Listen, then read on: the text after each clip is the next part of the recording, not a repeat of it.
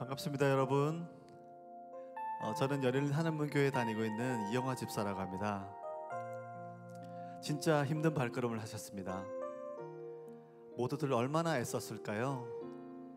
모시고 온 분들도 그렇고 나오신 분들도 그렇고 자발적으로 오신 분도 계실 텐데 거의 끌려오다시피 하신 분도 계실 겁니다. 사실 대부분 어떻게든 빠져나가려고 했는데 실패해서 이 자리에 오신 거잖아요. 근데 이런 어색한 느낌적인 느낌, 저도 여러분들의 마음을 잘 이해할 수 있습니다. 왜냐하면 저는 어렸을 때부터 교회를 다녔거든요. 근데 저는 중학교 때 여러분들처럼 힘든 발걸음을 한 적이 있습니다. 교회가 아니라 절로 말이죠. 그때 한 친구가 저에게 야, 우리 절에 예쁜 여학생들이 많아, 이렇게 저를 전도했던 것 같아요. 그 당시 아마 저는 사랑의 은사가 좀 많았던 것 같습니다. 그래서 사랑을 찾아서 절로 철없이 갔었던 기억이 있네요. 그래서 여러분들의 그 어색한 느낌, 이런 것들을 제가 잘 이해할 수 있을 것 같습니다. 오늘 이 황금 시간에 여러분들이 힘든 발걸음, 힘든 무빙이 헛된 시간이 아니라 여러분들 인생에서 정말 중요한 순간이 될 것임을 저는 확신합니다. 지금 이렇게 노래를 한 2곡 불러볼 텐데요. 잘 모르시다 하더라도 가사도 한번 보시고 가볍게 박수도 한번 쳐보시고 멜로디를 음미하면 좋겠습니다.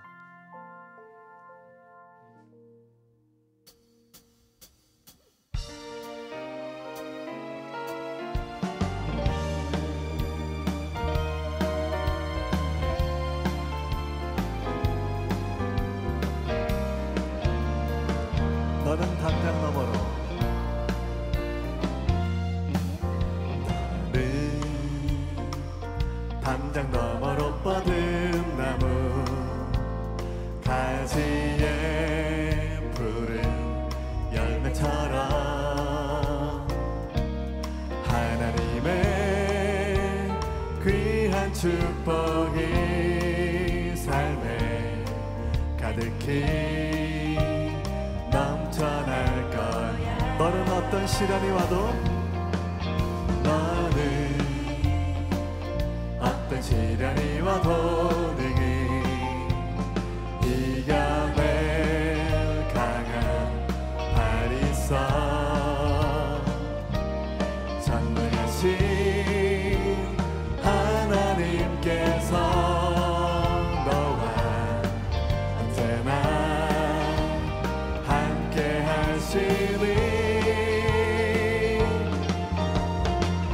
너는 하나님의 사랑, 아름다운 하나님의 사랑.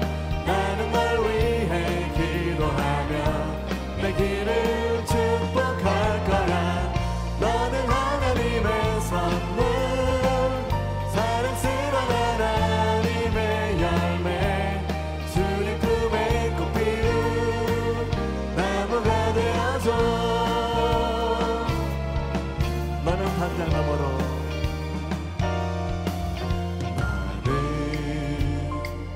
담장 너머로 뻗은 나무, 가지에 푸른 열매처럼 하나님의 귀한 축복이 삶에 가득히 넘쳐날 거야. 너는 어떤 시련이 와도 능히 이겨낼 강한 팔이 있어. 전능하신 하나님께서 너와 언제나 함께 하시니. 옆에 사람 축복하겠습니다. 너는 하나님의 사랑, 아름다운 하나님의 사랑. 나는 널 위해 기도하며 내 길을 축복할 거야.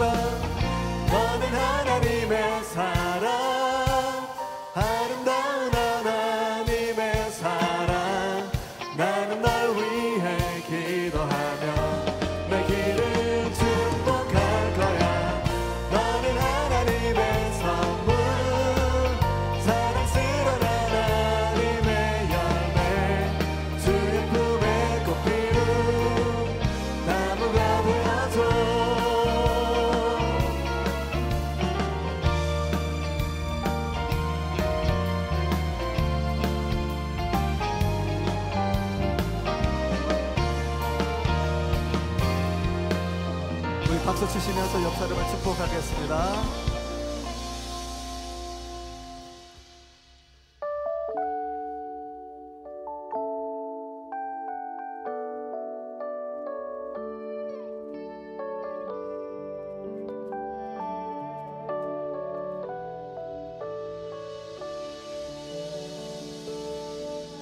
당신은 사랑받기 위해 태어난 사람, 당신의 삶 속에서 그 사랑 받고 있지요. 당신은 사랑받기 위해 태어난 사람, 당신의 삶 속에서 그 사랑 받고 있지요. 태초부터 시작된 하나님의 사랑은 우리의 만남을 통해 열매를 맺고, 당신이 이 세상에 존재함으로 인해 우리에겐 얼마나 큰 기쁨이 되는지. 당신은 사랑받기 위해 태어났습니다. 당신은 사랑받기 위해 태어난 사람, 지금도 그 사랑 받고 있지요.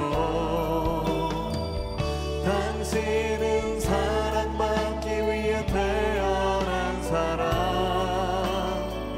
지금도 그 사랑 받고 있지요.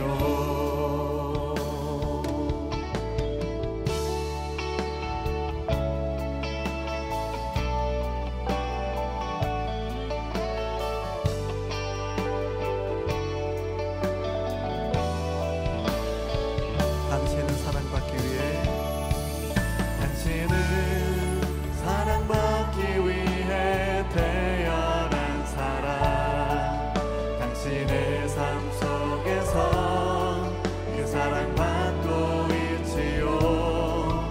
당신은 사랑받기 위해 태어난 사람, 당신의 삶 속에서 그 사랑 받고 있지요.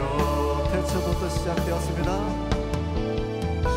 태초부터 시작된 하나님의 사랑은 우리의 만남을 통해 열매를 맺고,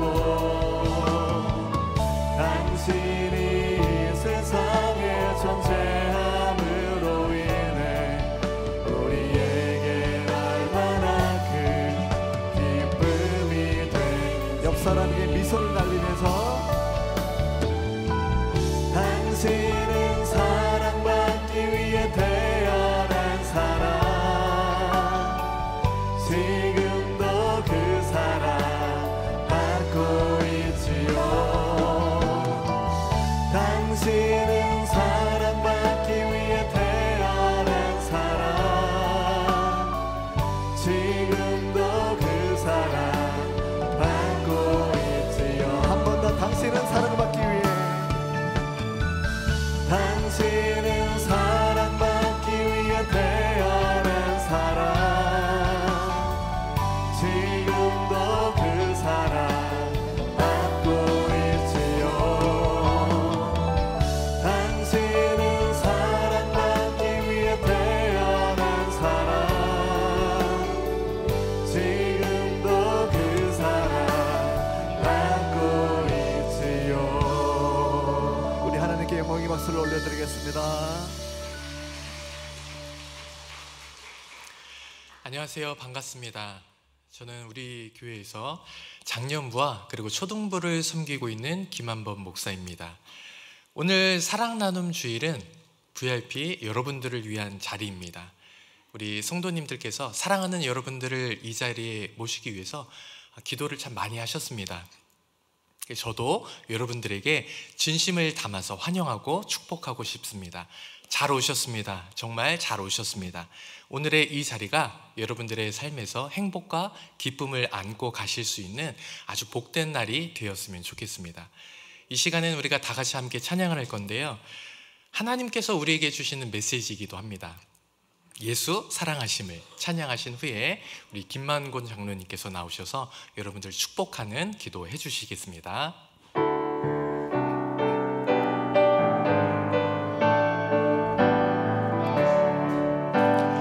예수 사랑하심은 성경에서 배웠네. 우리들은 약하나 예수 권세 많도다.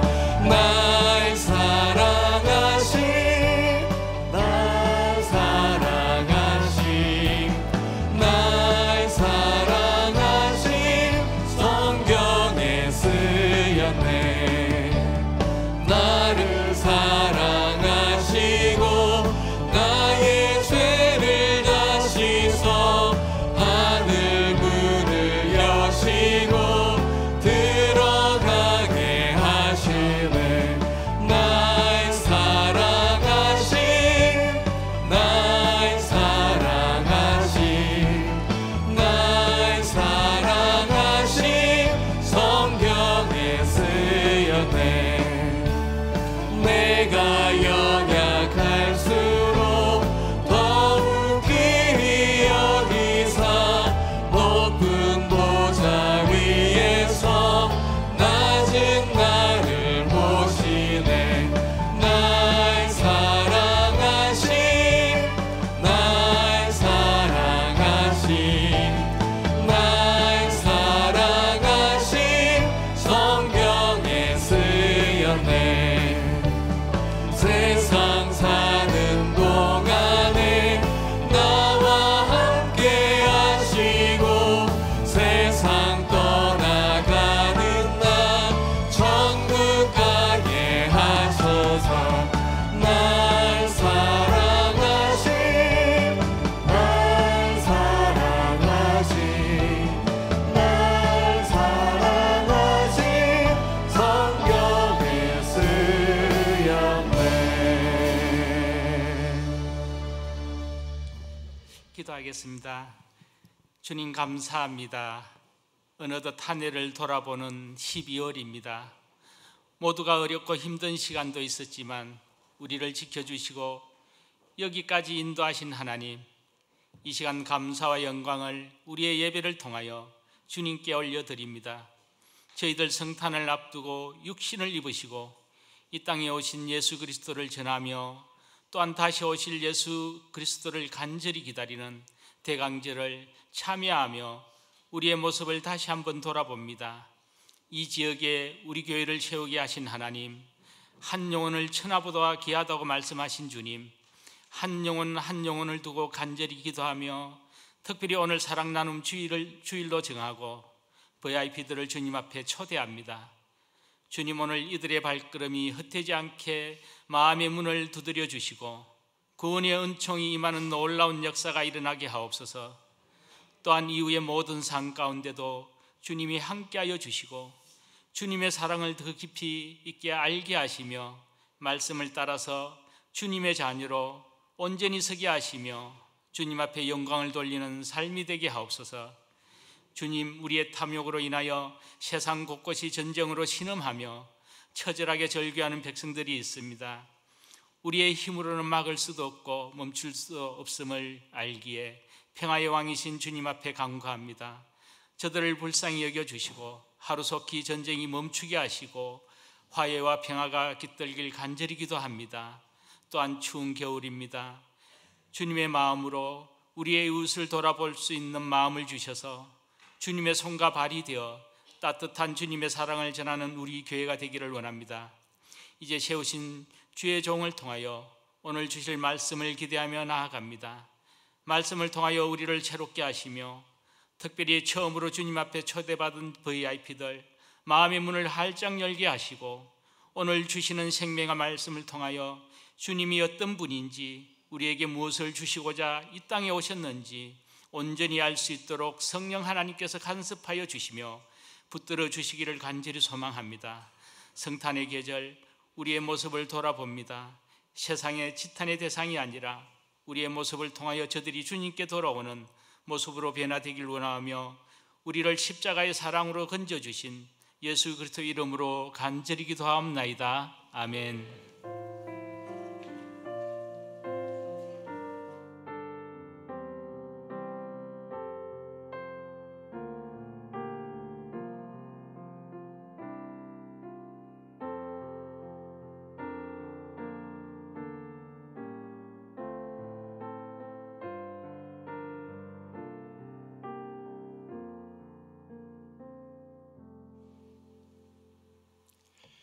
이 시간에는 여러분들을 향한 아주 특별한 공연이 준비되어 있습니다.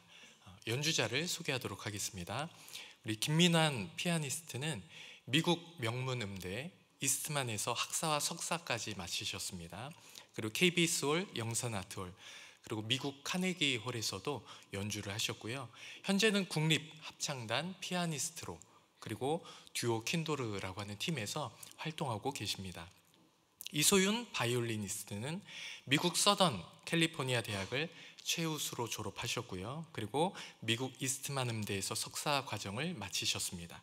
현재 KBS 교향악단 단원이시고 그리고 우리 김민환 피아니스트와 함께 듀오 킨도르 팀으로 활동하고 계십니다.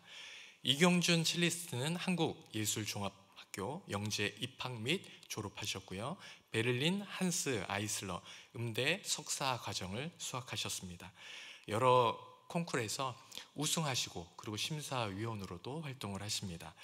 이분들은 대한민국을 대표하는 아주 귀한 연주자 분들이세요. 그리고 우리 교회 성도님이기도 하십니다. 그래서 오늘 VIP를 위해서 들려드릴 곡 우리 다 같이 함께 듣도록 하겠습니다.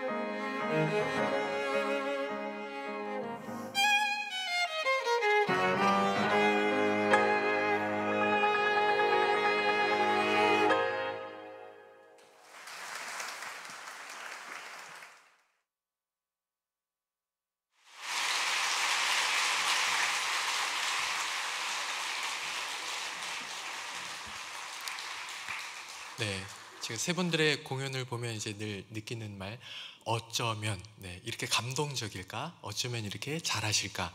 네, 너무 귀한 공연 감사드립니다. 이제 오늘 예배에서 가장 중요한 시간입니다. 오늘 말씀을 전해주실 김태규 담임 목사님을 소개합니다. 담임 목사님은 교회 대표하시는 분이시고요. 지금 현재 우리 교회를 17년째 섬겨주시고 계십니다. 제가 담임 목사님을 소개하면 한마디로는 이렇게 표현하고 싶습니다. 말씀의 사역자다. 우리 성도님들께서 한 주를 살아갈 힘을 얻고 행복과 기쁨을 누릴 수 있는 이유가 바로 우리 목사님의 설교 때문인데요. 이 자리에 오신 모든 분들이 그렇게 행복을 얻어갈 수 있는 기쁨의 시간이 되시기를 바랍니다. 우리 김태규 목사님 나오실 때 박수로 환영하시겠습니다.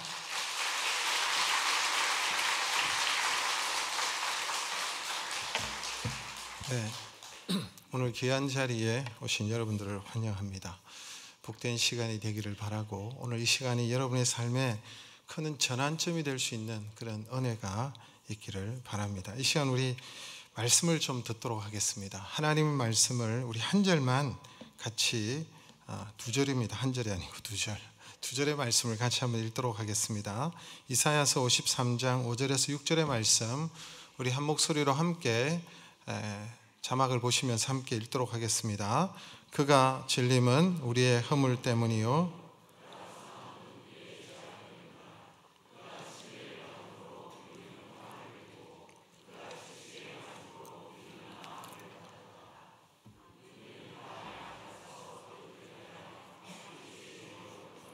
여호와께서는 우리 모두의 죄악을 그에게 담당시키셨도다. 아멘. 할렐루야.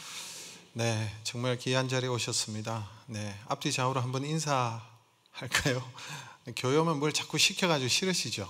네, 그래도 한번 했으면 좋겠습니다. 참 잘 오셨습니다. 우리 서로 한번 인사하시겠습니다. 참 잘 오셨습니다. 네, 참 잘 오셨습니다. 감사합니다. 여러분, 무빙이라는 드라마 보셨습니까? 무빙. 네, 조인성하고 한효주인가요? 네. 주연으로 나와가지고 드라마인데 보신 분들은 아실 겁니다. 이 초능력을 가지고 있는 분들이에요. 조인성 씨는 보니까 하늘을 나는 능력을 가지고 있고, 한효주 씨는 아주 눈과 이게 청력이 아주 뛰어난 그런 초능력자입니다. 그 외에도 뭐 전기를 일으키는 능력자도 있고 엄청난 힘을 가지고 있는 그런 괴력을 가진 그런 자들도 있습니다. 국가에서 이러한 초능력을 가진 사람들을 국가를 위해서 헌신하도록 했습니다. 그래서 각자가 가진 능력을 가지고 최선을 다하여 국가를 위해서 열심히 일했습니다. 뭐 오늘날로 치면 뭐 국정원 소속으로서 그렇게 열심히 일을 한 거죠. 그런데 나중에 이들이 국가에 충성하지만 이용만 당하고 제거의 대상이 됩니다. 너무 국가적인 비밀을 많이 알고 있기 때문에, 기밀을 많이 알고 있기 때문에 이렇게 제거를 하려고 하는 것이죠. 그리고 그것뿐만 아니라 자기뿐만 아니라 자신의 가족과 자녀들마저 위협에 놓이게 됩니다. 그런 상황에서 가족을 지키고 자녀를 지키기 위해서 이들이 무빙하는 거죠. 움직이는 거죠. 싸우는 거죠. 그런 내용인데요. 여러분 한번 보셔도 재밌게 보실 수 있을 것입니다. 이처럼 지키기 위해서, 보호하기 위해서, 가족을 또 건져내기 위해서 이렇게 열심히 일하는 것을 볼 수가 있습니다. 제가 최근에 우리 장로님들과 함께 대만에 있는 타이베이 101 빌딩에 가본 적이 있습니다. 사진으로 보시면 대만에서 타이베이에서 가장 높은 빌딩이 저게 101층이라고 해서 101 빌딩이라고 하는 것 같습니다. 우리가 아는 대로 여러분, 그 대만은 지진이 굉장히 빈번하게 일어나는 섬나라지 않습니까? 엄청난 지진이 일어납니다. 근데 지진이 일어나는데 저 높은 고층 빌딩이 101층이나 되는 저 빌딩이 그 지진을 견디기 어려운 거예요. 그래서 저 빌딩 안에 특별한 장치를 해 놓았습니다. 지진을 대비하여서 지진 가운데서도 안전할 수 있도록 엄청난 장치를 해놨는데 윈드 댐퍼라는 장치를 했습니다. 윈드 댐퍼는 엄청난 저울추를 달아놓은 겁니다. 이 저울추와 같은 것입니다. 그래서 지진이 일어나면 이게 움직이는 거예요. 지진의 반대 방향으로 움직이면서 건물을 밸런스를 맞춰주면서 지진 가운데서도 이 건물을 안전하게 지키는 그런 장치인데요. 여러분 한번 영상을 잠시 한번 보시겠습니다.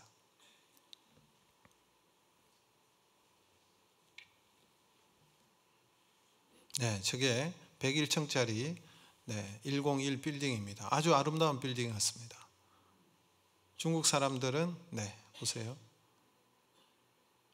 저게 지금 실제 지진이 일어났을 때 움직이는 건데 저 무게 추가 660톤 되는 그런 엄청난 추가 지금 달려 있습니다. 저 추로 말미암아 건물을 지키는 것이죠. 저 추가 무빙하는 것을 볼 수가 있습니다. 여러분 이렇게 가장들은 자녀를 보호하기 위해서, 윈드 댐퍼는 건물을 보호하기 위해서 움직이고 무빙하는 것을 볼 수가 있습니다. 저와 여러분들도 마찬가지겠습니다. 우리가 이 땅에 살아가면서 가족을 보호하기 위해서, 지키기 위해서, 잘 살아보기 위해서, 행복해지기 위해서, 의미 있는 삶을 살기 위해서 가치 있는 삶이 뭘까 고민하면서 각자가 생각하는 대로 열심히 움직이는 것을 볼 수 있습니다. 무빙하는 것이죠. 비즈니스를 위해서, 오늘도 가족을 위해서 여러분 비행기를 타고 오늘도 저 다른 나라로 떠나는 그런 분들도 공항에 가면 많을 것입니다. 기차를 타고 또 버스를 타고 자동차를 타고 열심히 움직이고 살아가고 있습니다. 그런데 여러분 사람들은 결국 이 땅에서 무엇을 경험합니까? 자신들에게 들이닥칠 수많은 문제들이 있기에 그 문제들 앞에서 가족을 지키기 위해서 애쓰고 힘쓰고 출장을 가고 여러 나라를 돌아다니면서 우리가 가보지만 끊임없이 여러분 매스컴을 통해서 우리가 듣는 얘기는 무엇입니까? 사건과 사고와 재난과 또 전쟁과 기근과 수많은 사람들의 죽음을 여러분 세상은 끊임없이 우리에게 보여주고 있다는 사실입니다. 우리도 열심히 분주하게 움직이겠지만 무빙하지만 여러분 우리가 이 세상 가운데서 우리에게 결과적으로 나중에 결국은 다가오는 것이 뭘까요? 두려움이죠. 절망이지요. 낭망이지요. 그리고 결국은 죽음이라는 사실을 우리는 확신하고 있습니다. 여러분들 가운데 아마 내가 반드시 죽는다는 그런 확신을 다 가지고 계실 것입니다. 죽음에 대한 확신이 모든 사람들에게 있어요. 그래서 굳게 믿고 있습니다. 여러분들도 나중에 다 죽으실 거죠. 확신이 있지 않습니까? 죽는다. 확신이 있어요. 나는 죽지 않는다. 이런 분들은 아무도 없을 것입니다. 여러분 레프 톨스토이는 이런 말을 했습니다. 세상의 모든 일은 불확실하지만 죽음만큼은 확실한 것이다. 그러나 이상한 것은 사람들은 죽음에 대해 아무 준비를 하지 않는 것이다. 이런 말을 했습니다. 죽음은 너무나도 분명하고 가장 확실한 일인데 이상하게도 사람들은 죽음에 대해서 아무런 준비를 하지 않는다라고 얘기합니다. 그 이유가 뭘까요? 제가 볼 때는 죽음은 두렵기도 하고 죽음을 생각하면 불편해요. 그리고 여러분 죽음은 해결할 수가 없잖아요. 자신 스스로의 죽음에 대해서 해결할 수 없기 때문에 미뤄두는 거예요. 인생의 문제 가운데 죽음은 그냥 내 머릿속에 삭제하고 밀어놓고 덮어놓고 생각하지 않으려고 하는 것입니다. 왜냐하니까 골치 아픈 거니까. 죽음을 생각해봐야 이게 해결할 수 없는 문제이기 때문에 사람들은 피곤한데 이것을 뭘 생각하느냐? 생각하지 않는 거예요. 오늘 내가 살아가는 이 순간, 오늘 내가 살아가는 이 현세의 삶에, 죽음 이전의 삶에 집중하겠다. 잘 살아보겠다. 그렇게만 생각하는 것 같습니다. 여러분 공자님도 마찬가지였습니다. 공자님도 제자들이 죽음에 대해서 질문을 했습니다. 선생님, 죽음 이후에 어떻게 될까요? 라고 물었을 때 공자가 이런 말을 하지 않습니까? 내가 현세의 문제도 알지 못하는데 죽고 난 다음에 그 다음을 내가 어떻게 알겠느냐? 내가 만약에 아침에 도를 깨닫고 저녁에 도를 깨닫는다면 저녁에 죽어도 좋겠다. 이런 말을 했습니다. 이 사물의 이치, 이 땅에서의 이치도 잘 모르는데 내가 죽음 이후에 어떻게 알겠느냐? 이 땅의 이치만 알아도 내가 아침에 깨닫기만 해도 저녁에 죽어도 좋겠다. 그렇게 얘기하는 것입니다. 알지 못한다는 것이죠.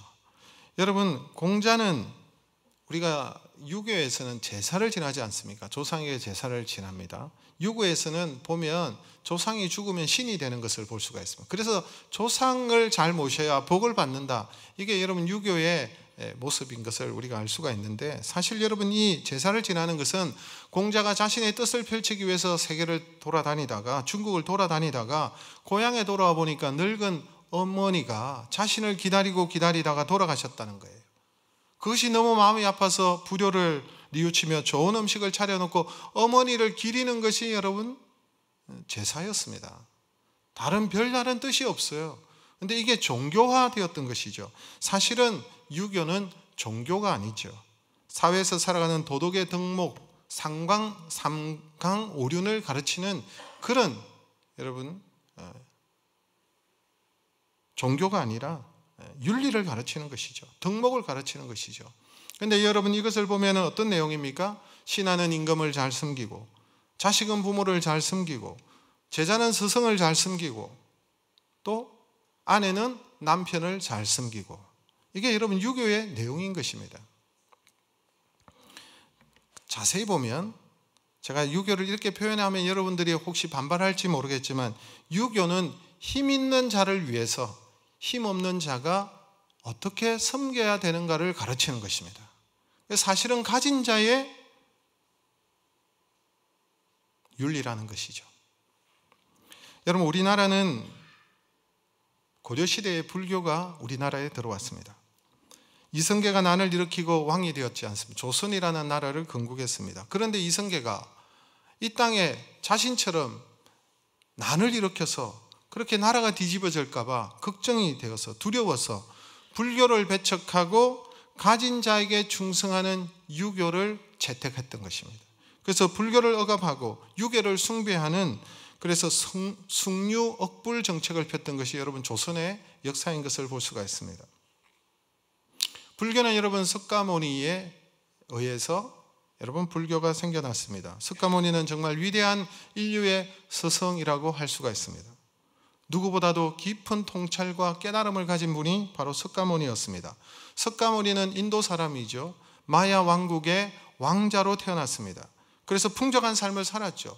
세상의 근심과 걱정은 모르는 채 여러분 그렇게 살다가 어느 날 늙은 노인을 보게 되고, 어느 날 병든 환자를 보게 되고, 병자를 보게 되고, 어느 날 시신을 보게 되고, 어느 날 인간의 그런 고통하는 모습을 보게 된 것입니다. 인간의 생로병사를 그래서 고민하기 시작했습니다. 생로병사에 대해서. 그래서 왕자의 신분을 내려놓고 수행하고 공부하던 중에 인간에게 나타나는 108가지의 번뇌가 생기는 것을 알고, 이 108가지의 번뇌가 생기는 것은 바로 사람이 가지고 있는 욕심 때문이다라는 것을 깨달은 거예요. 이것을 깨닫고 난 다음에 석가모니는 그때부터 힌두교를 버리고, 그리고 무아의 세계를 지향하며 니르바나, 열반의 세계를 지향하고 그 세계에 들어가기로 노력했던 사람이 석가모니였습니다. 사실 여러분 석가모니는 한 번도 자신이 구원자라고 말한 적이 없어요. 구원자다, 나를 믿어라, 이렇게 얘기한 적이 석가모니가 없습니다. 만행스님의 저서 하바드에서 화계사까지라는 책을 보면 석가모니는 도를 찾아가는 구도자이지 구원자가 아니다라고 말하고 있습니다. 여러분 불교에서는 구원은 어떻게 얻는 것입니까? 각자가 자신의 노력으로, 자신의 정진으로, 자신의 수행으로, 그렇게 여러분 각자의 노력으로 열반의 세계로 들어가는 것을 말합니다. 누구의 도움도 아니로 스스로의 노력으로 그것을 이루라라는 것이 여러분 불교의 내용입니다. 석가모니는 우리를 구원하는 것이 아니다라는 것입니다. 여러분 석가모니는 힌두교의 병폐를 깨닫고 힌두교에서 벗어나기를 원했습니다. 힌두교는 뭘 가르칩니까? 윤회설을 가르칩니다. 힌두교에서 강조하는 것이 그래서 카스트 제도입니다. 신분 제도가 있습니다. 그런데 이것을 이용해서 무지한 백성을 통치하는 수단으로 이용했던 거예요. 사실은 윤회와 카스트 제도를 통해서. 그래서 석가모니는 윤회설을 거부하였고 인간이 만든 제도 중에 가장 악한 것이 윤회설이다라고 얘기했습니다. 그런데 놀랍게도 석가모니를 따르는 불교는 윤회설을 가르치고 있다는 사실입니다. 석가모니 사후에 몇백 년이 지나고 난 다음에 대성불교가 일어나서 석가모니가 가르치지 않았던 내용을 가르쳤던 것입니다. 제가 지금 어떤 종교를 폄하하기 위해서 말하는 것이 아니라 이게 팩트이기 때문에 여러분들에게 말씀을 드리는 것입니다. 오늘 저는 초청을 받고 이 자리에 오신, 그래서 시간을 내셔서 이 자리에 오신 분들이 정말 중요한 사실을 알기를 원합니다. 여러분 팩트를 전해드리기를 원합니다.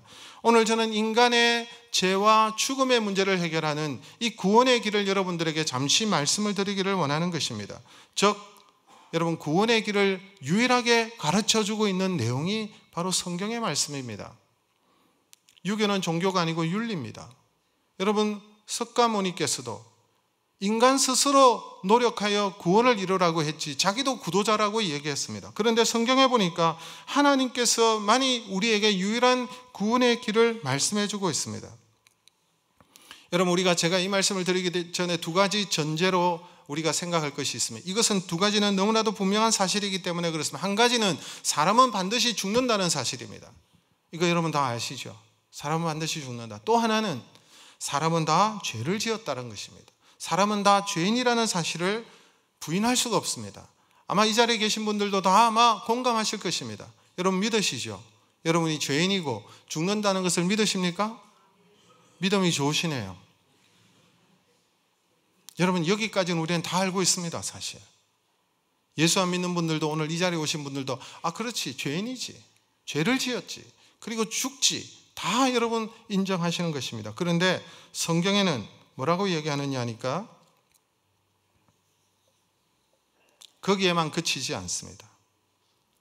인간이 죽음 뒤에 심판이 있고 그 후에 심판을 통해서 천국과 지옥으로 나누어지게 된다는 사실입니다.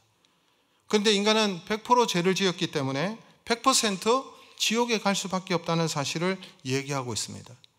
죄의 대가는 죽음이고 심판이라고 성경은 분명히 말하고 있습니다. 성경에 보면 여러분 로마서 3장 23절의 말씀에 이런 말씀이 있습니다. 모든 사람이 죄를 범하였음에 하나님의 영광에 이르지 못하더니 모든 사람이 예외 없이 모든 사람이 죄를 범했다라고 말씀하고 있습니다. 그래서 인간은 다 멸망을 받는다는 거예요. 영광에 이르지 못한다는 거예요. 죽음은 심판이 있고 멸망이 기다리고 있다는 사실입니다. 그런데 예수님이라는 분이 나타나셔서 뭐라고 말씀하십니까? 나는 부활이요 생명이니 나를 믿는 자는 죽어도 살겠고 살아서 나를 믿는 자는 영원히 죽지 아니하리라. 내가 길이요 진리요 생명이니 나로 말미암지 않고는 아버지께로 갈 자가 없느니라. 정말 너무나도 놀라운 말씀을 하고 있습니다. 도대체 예수라는 분은 어떤 사람이기 때문에 거침없이 이런 말을 할 수가 있습니까? 성경에 보니까 예수님은 하나님의 아들이다라고 말하고 있습니다. 성경에 보니까 예수님은 인류를 구원하기 위해서 보내신 이 땅에 오신 하나님이시다라고 얘기하고 있습니다. 아니 이 사실을 어떻게 알 수 있느냐? 성경에 기록되어졌으니까. 아니 그렇다면 성경은 어떻게 우리가 받아들일 수가 있느냐? 성경은 도대체 어떤 책이냐? 여러분 성경은 한마디로 말하면 약속의 책입니다. 성경은 구약과 신약이 있습니다. 구약이라는 말은 옛날의 약속을 말하는 것이고 신약이라는 것은 새로운 약속을 말하는 것입니다. 구약의 성경은 약속하고 있는데 무엇을 약속하고 있느냐? 하나님께서 메시아를 보내겠다는 거예요. 하나님께서 구원자를 보내시겠다는 거예요. 하나님께서 구세주를 보내시겠다는 거예요. 왜? 인간은 100% 죄인이고 인간은 죽기 때문에 그 위에 멸망이 기다리고 있기 때문에 인간의 힘으로는 구원받을 수 없기 때문에 하나님께서 약속하셨는데 예수를 보내겠다는 거예요. 메시아를 보내시겠다는 거예요. 예수의 이름이 여러분 구원자입니다.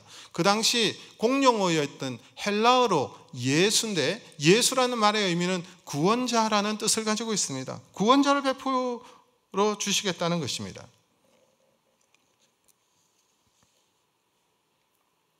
근데 여러분 우리가 성경을 어떻게 믿을 수가 있나요? 그렇다면 성경에 그렇게 기록되었다면 성경은 우리가 어떻게 그렇게 우리가 받아들일 수가 있는가?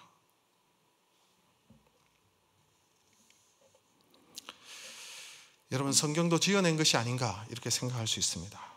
그런데 놀랍게도 성경에는 구원자를 약속하고 계시는데 그 구원자가 어떤 분인지, 어디에서 태어날지, 이분이 어릴 때 어떤 고난을 당할지, 이분이 어디에서 활동할지, 이분이 어떻게 죽을지, 죽고 난 다음에 어디에 묻힐지, 그리고 부활에 대해서 분명하게 말씀하고 있다는 사실입니다.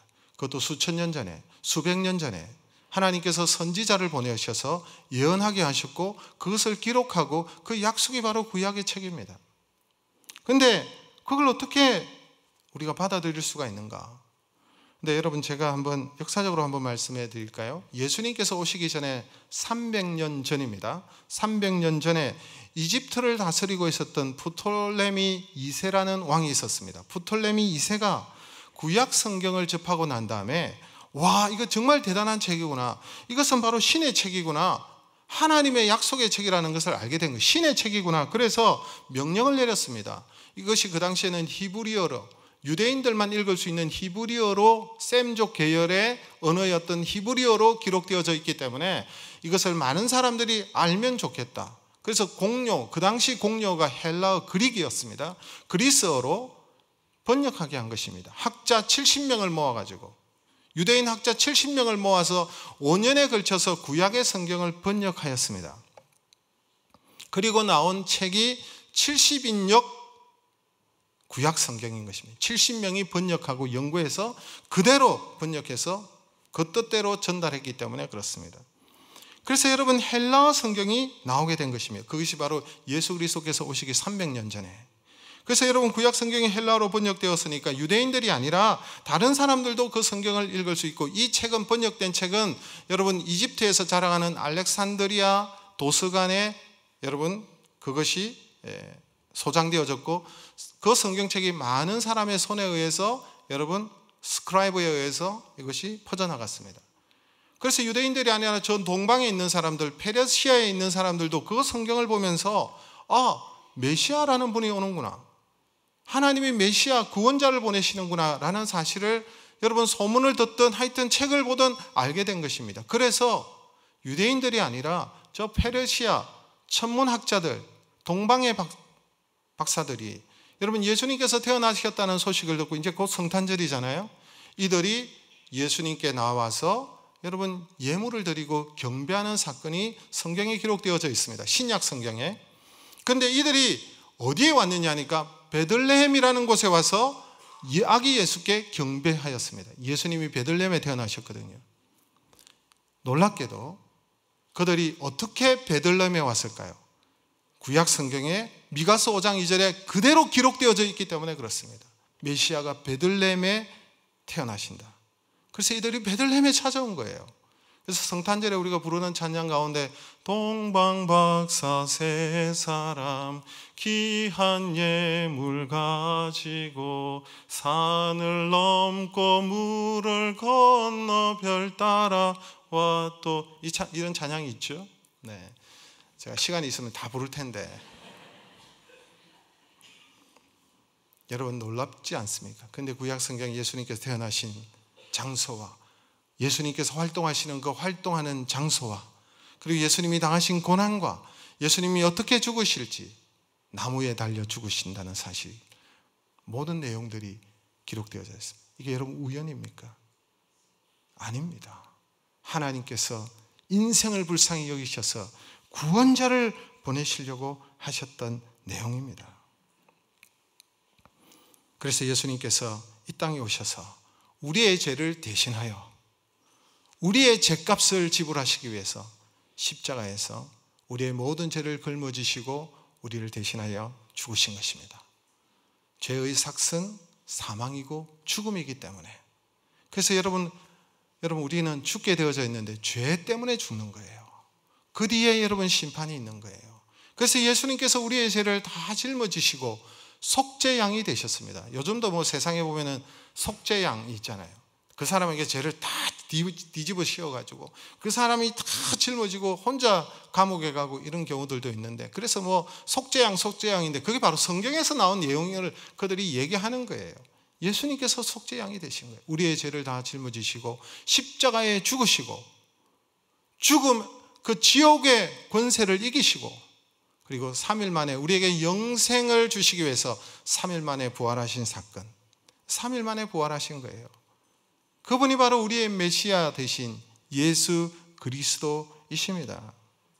거짓말 하지 마. 그렇게 얘기하실 분이 계실지 모르겠습니다. 아니, 사람이 죽어서 3일 만에 부활한다고? 이게 말이 돼? 근데 여러분, 이것이 역사입니다. 이것이 팩트입니다.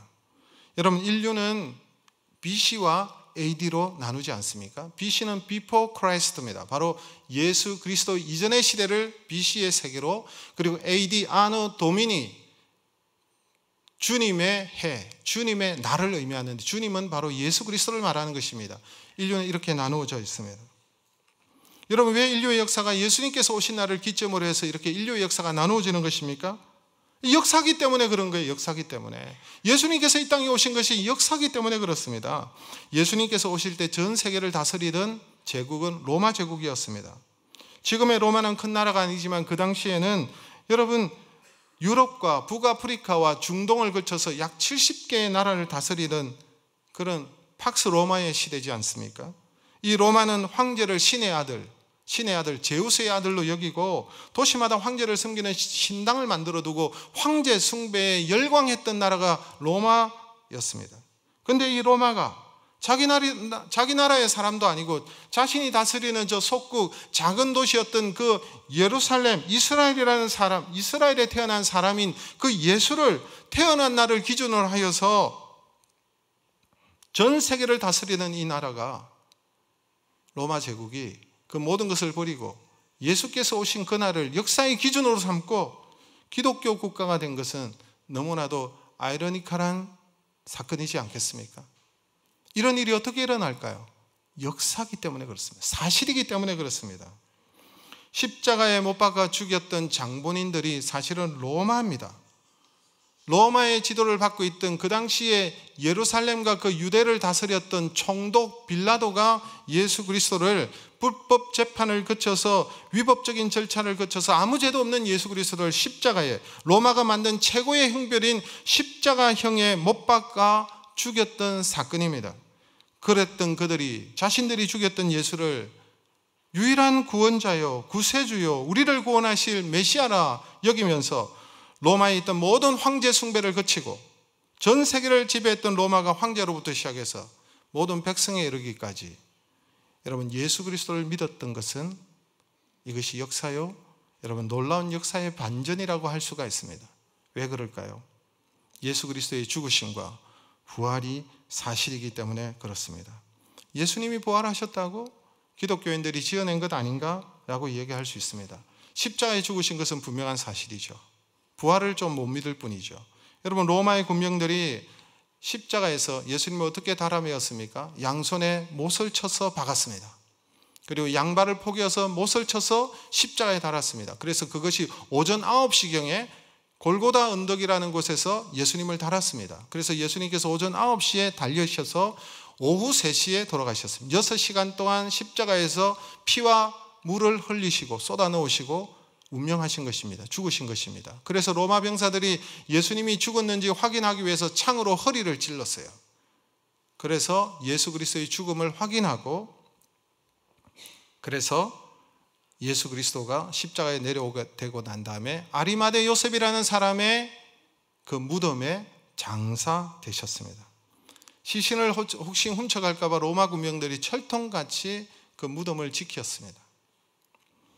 그런데 여러분, 예수님을 따르던 모든 사람들은 예수님이 메시아인 줄 알고 따랐는데 예수님께서 힘없이 십자가에 죽으니까 다 흩어져 버렸어요. 예수님을 따르던 여러분 제자들도 자신들도 예수를 따랐던 제자라는 것이 발각이 되면 자신들도 죽을까 봐 다 도망을 갔습니다. 충성심이 높았던 베드로도 3번이나 부인하면서 다 도망을 갔어요. 모른다고 도망갔어요. 부인하면서 도망갔어요. 다 흩어졌어요. 그랬던 자들이 놀랍게도 딱 50일 만에 갑자기 세상에 나타나서 예수 그리스도의 죽으심과 부활을 알리기 시작했습니다. 대중들에게 말했습니다. 잡혀 죽을까 봐 겁이 났고 도망갔던 이들이 이스라엘 한복판에서 죽음을 두려워하지 않고 예수 그리스도의 죽으심과 부활을 전하기 시작했습니다. 말씀대로 죽으시고 3일 만에 부활하셨다고 이들이 외쳤습니다. 그래서 여러분, 이들이 부활을 외치니까 그들을 가만히 두겠습니까? 당국에서 그들을 붙잡고 그들을 감옥에 넣고 매로 치고 죽이려고 위협하고, 실제적으로 예수님의 제자 가운데 가장 먼저 순교한 사람이 야고보라는 제자인데, 이 사람이 부활을 전가하다가 얼마 가지 않아서 헤롯 왕에 의해서 참수를 당하여 죽었습니다. 그럼에도 불구하고 제자들은 그치지 않았어요. 끊임없이 복음을 전했어요. 끊임없이 부활을 알렸습니다. 아니 어떻게 이런 일이 일어날 수가 있습니까? 그들이 차례대로 여러분 순교를 당했습니다. 여러분 거짓을 위해서 목숨을 거는 사람이 있습니까? 이게 거짓인 줄 아는데 우리 이렇게 합의를 보자. 이렇게 예수가 부활했다고 우리가 작정을 하자. 그래서 이것을 알리자 라고 얘기는 할 수는 있겠지만 자신의 목숨을 거는 사람은 없어요. 거짓을 위해서 죽을 만큼 자신의 목숨을 하찮게 여기는 사람은 없어요. 그런데 이 제자들이 목숨이 달아나고 참수형을 당하고 옥에 갇히고 매맞고 터지고 죽는 그런 자리에서도 끝까지 예수 그리스도의 부활을 전했습니다. 왜 그럴까요? 부활을 목격했기 때문에 그래요. 부활하신 주님을 만났기 때문에 그래요. 이게 여러분 역사라는 것입니다. 아니면은 여러분 해석할 수가 없어요. 도무지 설명할 수가 없는 것입니다. 이들이 이런 말을 했습니다. 우리가 보고 들은 것을 전하지 말하지 아니할 수 없도다. 우리가 보고 들은 것을. 여러분 예수님의 부활과 살아나심과 예수 그리스도의 성천을 목격했던 수많은 사람들이 여러분 많은 책에 여러분 이들이 예수 그리스도의 부활을 여러분 기록했는데 그것이 여러분 성경책이기도 하고 성경에 속하지 않는 책들도 있습니다. 그런데 이렇게 예수님의 부활과 예수님의 성천을 목격했던 자들이 여러분 1세기 말까지 여러분 살아서 직접적으로 본 자들이 여러분 부활을 증거했던 것입니다. 이 부활에 대한 확신이 너무나도 분명했기 때문에 수많은 사람들에게 목숨이 달아나는 그 상황 속에서도 복음을 끊임없이 예수 그리스도의 부활을 알리고 이분이 바로 구약 성경에 약속하셨던 메시아이시다 라고 외쳤던 것입니다. 여러분 유대인들은요 언제 예배를 드립니까? 안식일에 예배를 드리죠.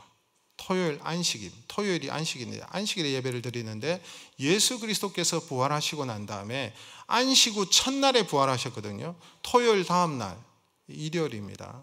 그래서 그날에 누가 말하지 않아도 자발적으로 그날에 모여서 수많은 군중들이 모여서 예배를 드리기 시작했습니다. 유대인들은 수천 년 동안 안식일을 지키면서 토요일 날 예배를 드렸는데 하나님 앞에 그런데 예수 그리스도의 부활을 목격하고 난 다음에는 그들이 예배 드리는 날이 바뀌었어요. 그게 자연스럽게 수천 년 동안 예배를 드리는 날 그게 전통인데요. 이스라엘이 과거에 바벨론이라는 나라의 멸망을 당해서 여러분 붙들려가고 포로 생활을 했음에도 불구하고 그곳에서도 토요일 날 예배를 드렸는데 이들이 예수 그리스도의 부활을 목격하고 난 다음에 수많은 사람들이 안식 후 첫날에 예배를 드리기 시작했습니다. 이걸 뭐로 설명하겠습니까? 부활의 주님이 역사이기 때문에 그래요. 사실이기 때문에 그래요. 부활의 날이기 때문에. 여러분 로마에서 쓰는 로마력이 있었습니다. AUC라는 로마력이 있었습니다. 자신의 나라가 세워진 날이 그들의 기준이었어요. 역사의 시간의 기준이었어요. 그럼에도 불구하고 이 모든 것을 다 내려놓고 이 땅에 오신 날을 기준으로 연도를 삼고 예수 그리스도께서 오신 날을 연도로 삼고 BC와 AD를 나눈 거예요.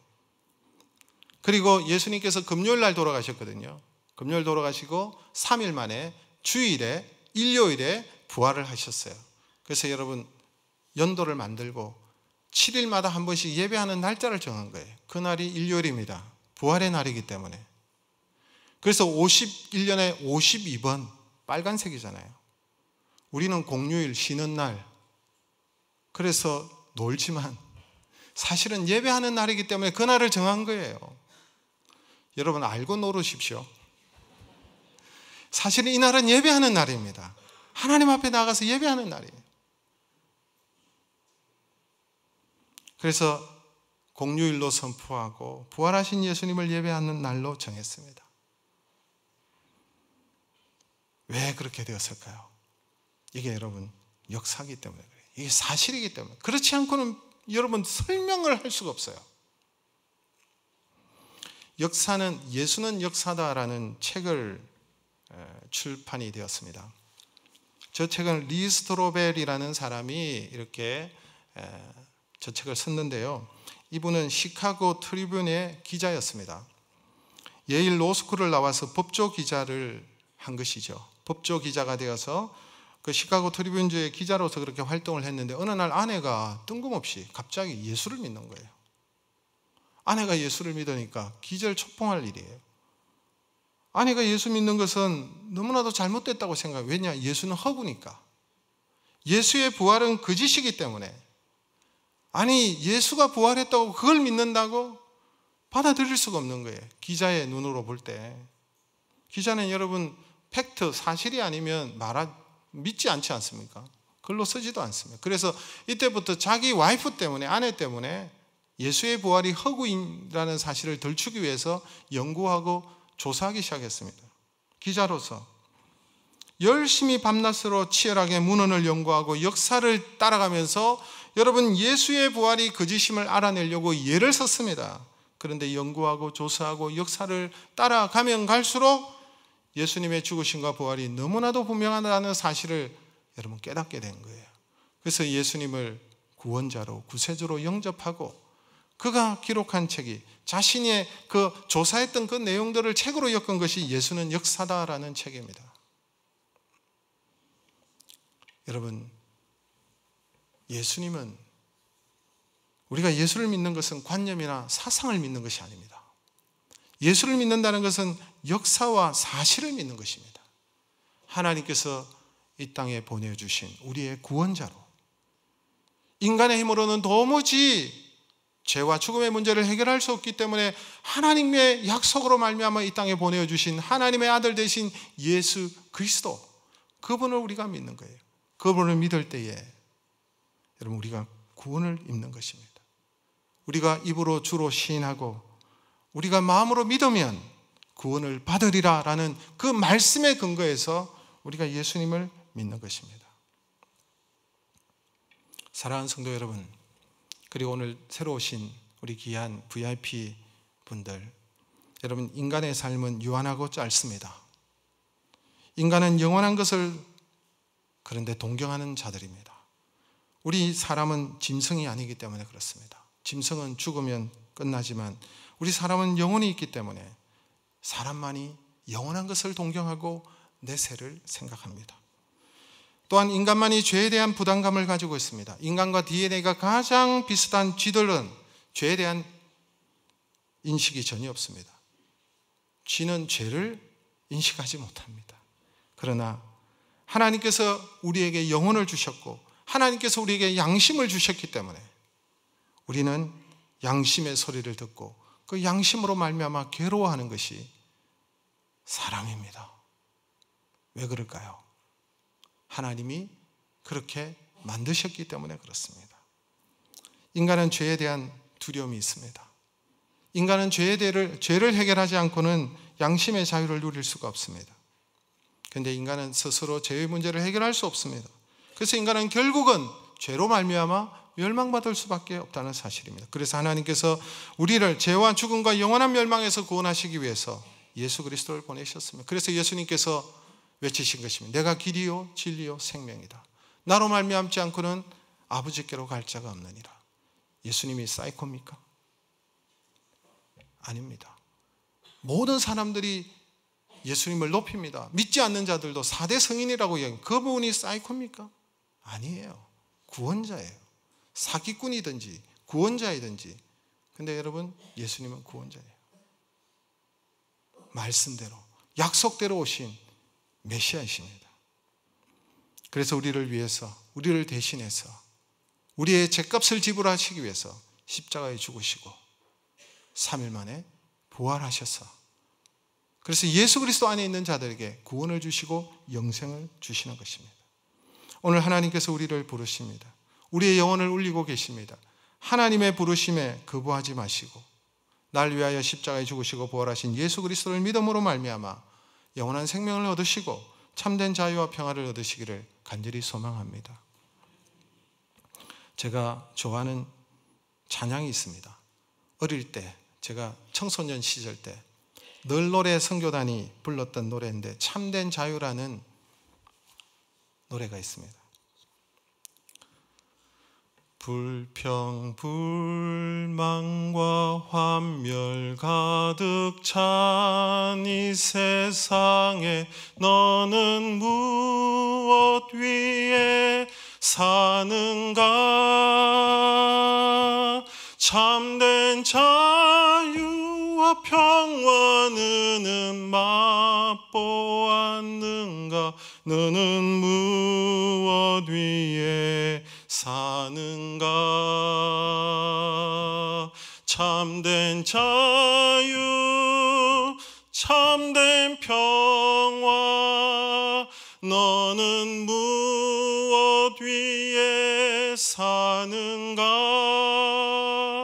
불평불만과 환멸 가득 찬 이 세상에 너는 무엇 위에 사는가? 괴로운 인생길을 헤매는 나그네여 어디서 안식을 얻겠나? 어둠이 애워싸고 찬바람 부는 이 밤 어디서 안식을 얻겠나? 참된 자유, 참된 평화, 너는 무엇 위에 사는가? 괴로운 인생길을 헤매는 나그네여 어디서 안식을 얻겠나?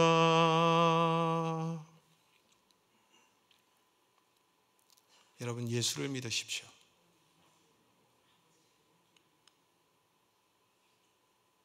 예수를 안 믿는 것이 똑똑한 것이 아닙니다. 모르기 때문에 안 믿는 것입니다.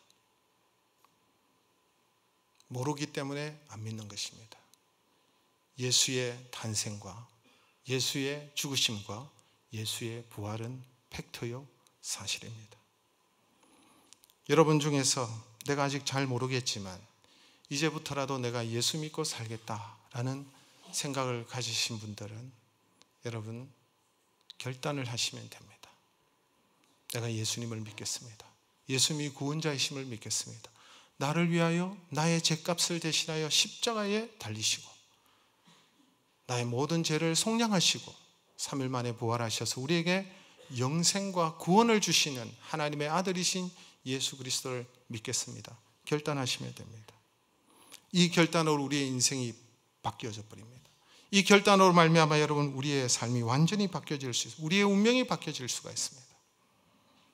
주 예수를 믿어라. 그리하면 너와 내 집이 구원을 얻으리라. 이 시간 예수 그리스도를 믿기를 원하시는 분들은 그 자리 제가 일어나라고 얘기하지 않겠습니다. 눈을 감으시고 제가 여러분들을 위해서 기도해 드리겠습니다. 이 시간 하나님 앞에 예수 그리스도를 믿기를 원하는 분들은 그 자리에 눈을 감으시고 그래서 진심으로 주님을 받아들이시기를 바랍니다. 자비로우신 하나님, 오늘 이 귀한 분들이 이 자리에 와서 예수님을 믿고 영접하고 살아가기로 결심합니다. 이렇게 믿는 자들을 하나님의 자녀가 되고 하나님께서 구원하시겠다고 약속하셨습니다. 사람의 약속도 중요한데 사람의 약속도 지켜야 되는데 하나님의 약속은 반드시 이루어질 줄로 믿습니다. 이들이 예수님을 믿고 구원받아 하나님의 자녀가 되게 하시고 하나님 이들을 축복하시고 이제로부터 이들을 인도하시고 보호하여 주시옵소서. 이들이 앞으로 더욱더 하나님을 알아가게 하시고 예수 그리스도의 사랑을 깨닫고 더욱 참된 자유와 평화를 누리며 살아가게 하여 주옵소서. 감사하고 우리 주 예수 그리스도의 이름으로 기도드리옵나이다. 아멘. 이 시간은 우리 교회 두 분의 집사님이신데 우리 교회 성가대를 지휘하시는 집사님이시기도 한데 우리를 위해서 찬양을 또 불러드리겠습니다. 여러분 찬양하는 가운데 내가 정말 예수 그리스도를 믿겠다라고 생각하시는 분들은 그 결심 카드를 오늘 여러분에게 드렸습니다. 여러분들이 부담 갖지 마시고 그 카드에 여러분들이 기록을 하시면, 근데 여러분이 신앙생활을 하려면 도움을 받으셔야 돼요. 혼자는 어렵잖아요. 그래서 기록하신 분들을 여러분 돕기 위해서 하는 거니까 다른 의도가 없습니다. 불편하시면 안 하셔도 됩니다. 그래서 예수 믿기를 원하고 내가 신앙생활을 하고 하나님을 더욱더 알아가고 싶습니다 하시는 분들은 기록을 하시고 아니면 전화번호와 이름 정도만 하셔도 되겠습니다. 그렇게 하셔서 찬양하는 동안 여러분 제출해 주시기를 바랍니다. 네.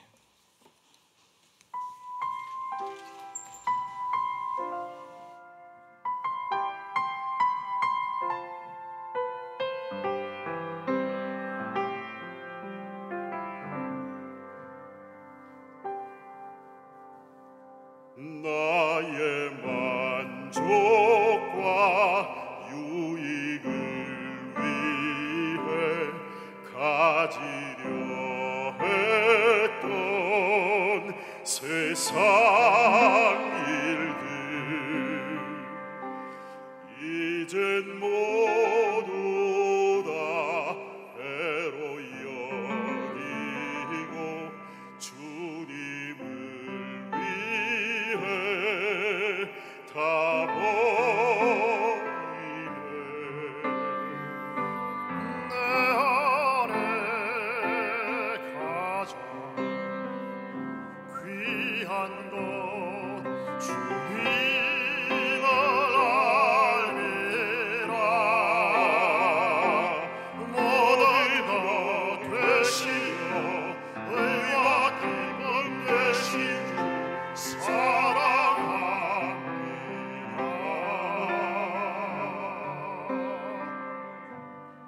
부활의 능력 체험하면서 주의 고난에 동참하고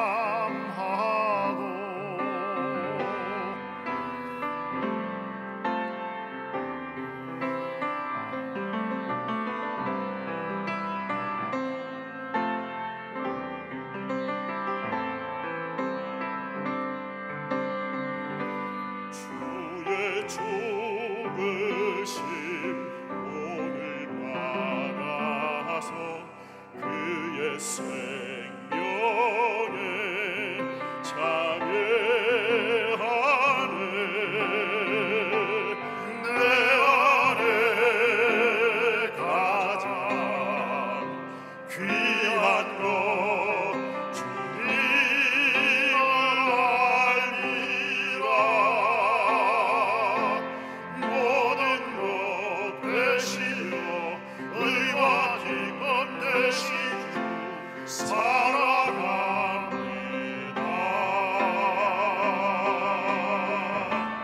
내 안에 가장 귀한 것 주님을 알리라. 모든 것 되시며 의와 기쁨 되신 주 모든 것 되시며 의와 기쁨 되신 주 모든 것 되시며 의와 기쁨 되신 주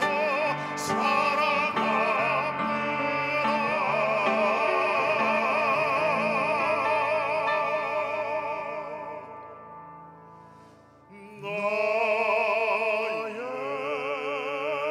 주.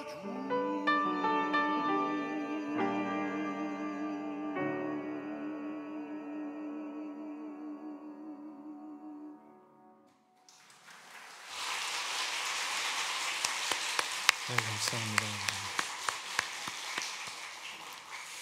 네, 정말 이 자리에 여러분들을 초대하고 이 자리에 모신 것은 정말 예수 믿는 것이 이렇게 좋은 것인데, 예수를 믿으면 참된 자유와 평안을 누리는 것인데, 예수를 믿을 때 우리의 모든 문제가 다 해결이 되고 죄와 죽음의 문제가 해결되는데, 이 좋은 예수를 정말 믿고 또 복된 삶을 여러분들이 살아가시기를 원하는 마음에서 여러분들을 초대했습니다.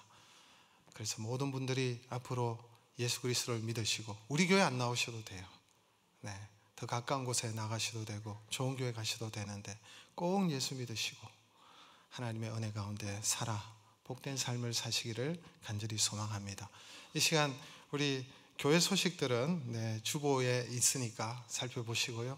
이 자리에 다 같이 한번 일어나셔서 서로를 한번 축복하면서 모든 시간을 마치도록 하겠습니다. 평화 하나님의 평강이 서로를 평화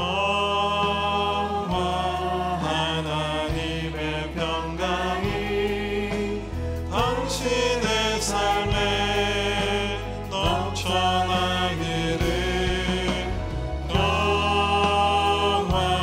하나님의 평강이 당신의 삶에 가득하기를 축복합니다. 우리 서로를 바라보면서 한번 축복할까요? 평화 하나님의 평강. 평화 하나님의 평강이 당신의 삶에 넘쳐나기를 평화 하나님의 평강이 여러분의 삶에 가득하시기를 축복합니다. 축복합니다.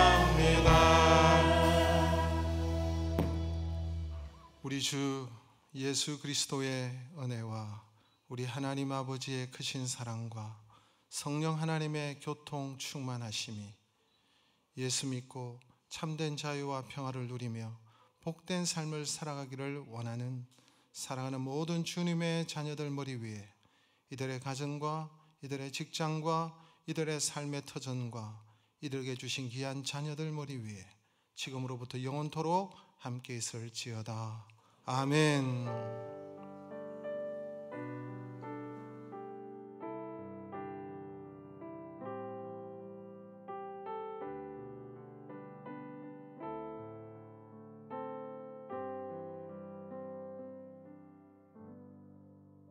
오늘 이 자리에 오신 여러분들을 정말 감사합니다.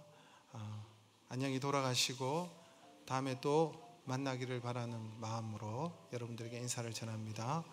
네, 안녕히들 돌아가십시오. 감사합니다.